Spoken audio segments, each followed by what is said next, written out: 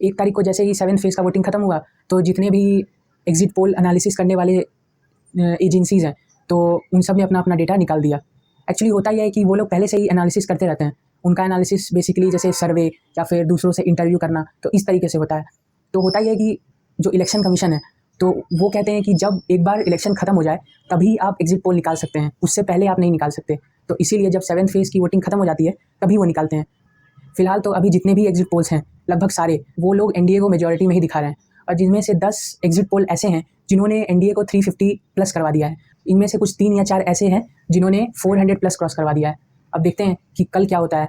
लेकिन क्या है कि कभी कभी एग्जिट पोल्स गलत हुए हैं पास्ट में, जैसे कि 2004 में अगर हम देखें तो 2004 में भी एग्जिट पोल ये बता रही थी कि वाजपेयी जी की सरकार आएगी, लेकिन उस टाइम में एनडीए को यूपीए से कम वोट मिले थे। और फिर लास्ट ईयर जब कर्नाटका में इलेक्शंस थे, तो उस टाइम में भी एग्जिट पोल ने गलत प्रेडिक्शन किया था।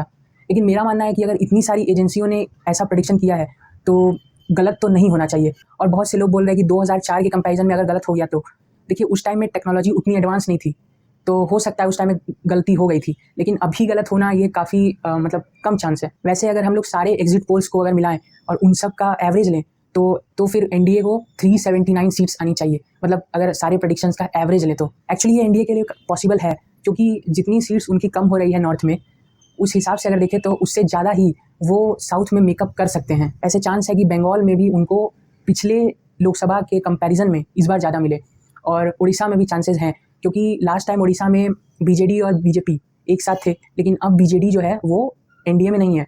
तो वहाँ के लोग जो हैं वो लोग सेंटर में तो बीजेपी को देखना चाहते हैं, लेकिन स्टेट में बीजेडी को। तो बहुत ज़्यादा चांस है कि उड़ीसा में नंबर ऑफ सीट्स बढ़े, तो शायद ये पॉसिबल हो सकता है 360 370 के आसपास।